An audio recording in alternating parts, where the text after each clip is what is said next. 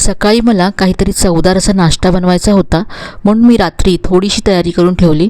तर इथे मी मुगाची डाळ घेतली. वाटीने मोजून 1 वाटी मुगाची डाळ घेतली.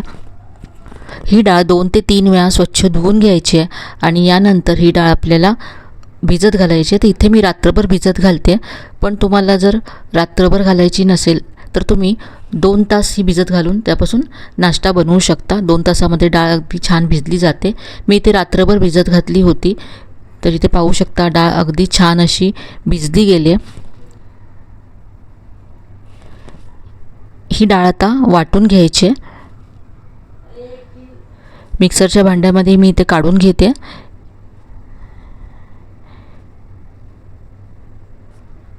इथे मी छोटी वाटी घेतली होती, त्यामुळे डाळ कमी आहे, तर एकत्रच ही सगळी डाळ मी वाटून घेते.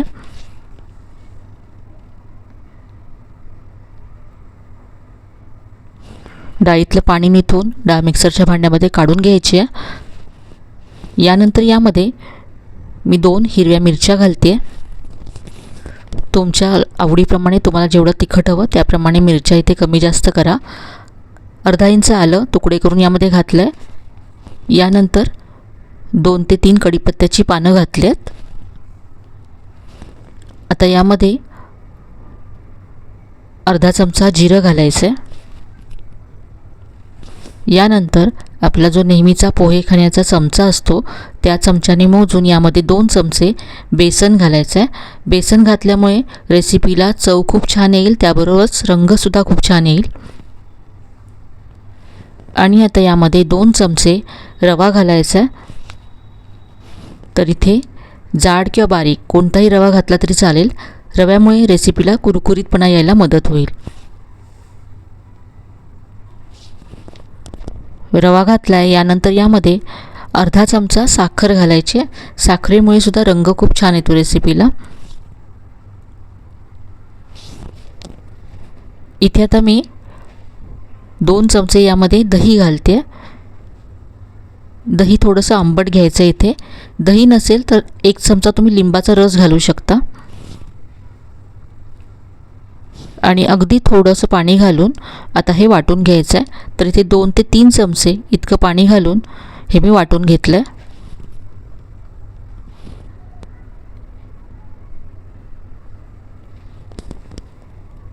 ही आपली पेस्ट तयार झाली आहे. यापेक्षा पातळ करायचं नाही आहे. आता ही तयार पेस्ट एका बाउलमध्ये काढून घेऊया.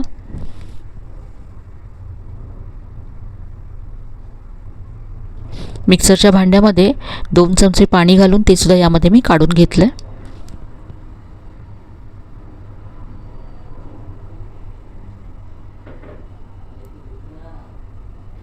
एकदा सगळं छान असं मिक्स करून घ्यायचं आहे. यामध्ये आता चवीप्रमाणे मीठ घालायचं आहे. मीठ मिक्स करून घेऊया.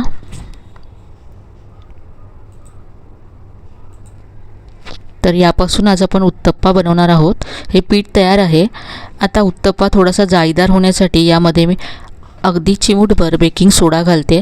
बेकिंग सोड्याशिवाय सुद्धा तुम्ही ही रेसिपी बनवू शकता. बेकिंग सोड्यावरती मी इथे थोडंसं पाणी घातलं आणि मिक्स करून घेतलं.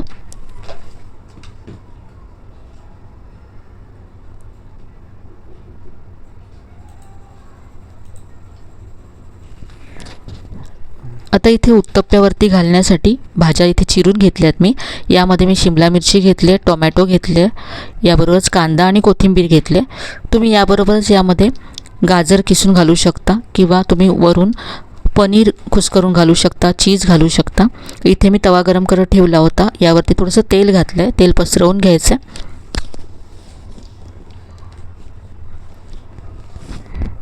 खूप मस्त असा हलका नाश्ता आहे. मुगाची डाळ आपण यामध्ये वापरतोय, त्यामुळे गरमीमध्ये अगदी छान असा नाश्ता तयार होतो.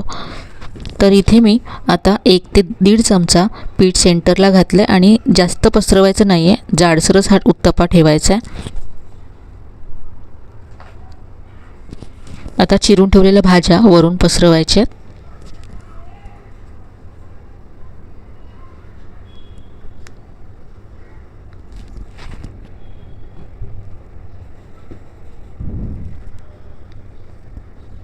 मुगाची डाळ, बेसन, रवा हे साहित्य आपल्या घरी नेहमीच उपलब्ध असतं, त्यामुळे कधीही झटपट तुम्ही हा नाश्ता तयार करू शकता.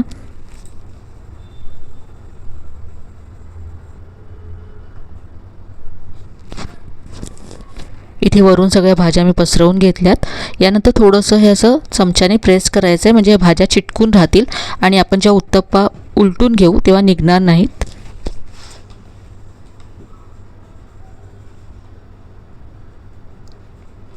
खालच्या बाजूने 2 मिनटं भाजल्यानंतर मी हा उत्तप्पा उलटून घेते.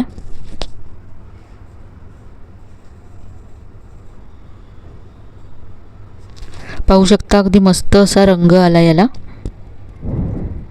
यामध्ये आपण हळदसुद्धा घातलेली नाही आहे, पण मुगाच्या डाळीमुळे खूप छान असा रंग येतो.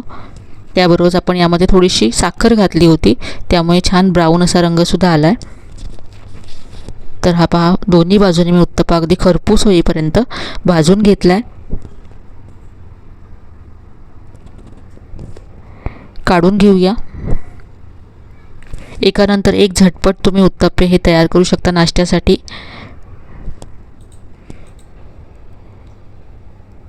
इथे मी आणखी एक तयार करून घेते.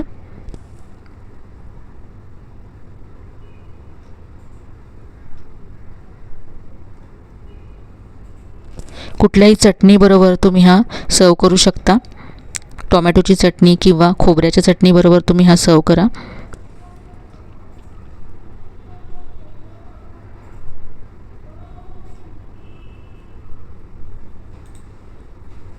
इथे मी उत्तप्पा बनवला, त्यामुळे मी यावरून सगळ्या भाज्या घातल्या. पण तुम्ही मिश्रणामध्ये जर भाज्या घातल्या तर तुम्ही यापासून छोटे छोटे पॅनकेक किंवा धिरडीसुद्धा तयार करू शकता.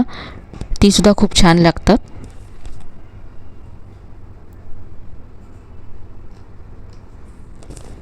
तर इथे आपला दुसरा उत्तप्पा पण तयार झाला आहे.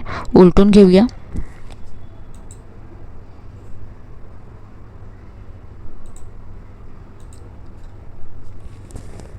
डाळ जर तुम्ही आधी भिजत घातली तर कमी वेळामध्ये अगदी पौष्टिक असा हा नाश्ता तयार होतो.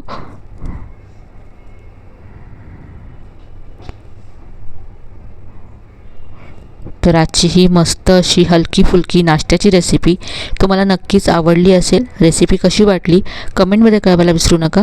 रेसिपी आवडली असेल तर व्हिडिओला लाईक करा, शेअर करा. चॅनलला अजून सबस्क्राईब केलं नसेल तर नक्की सबस्क्राईब करा. चला तर मग पुन्हा भेटूया अशा छान छान आणि नवीन नवीन रेसिपीसह.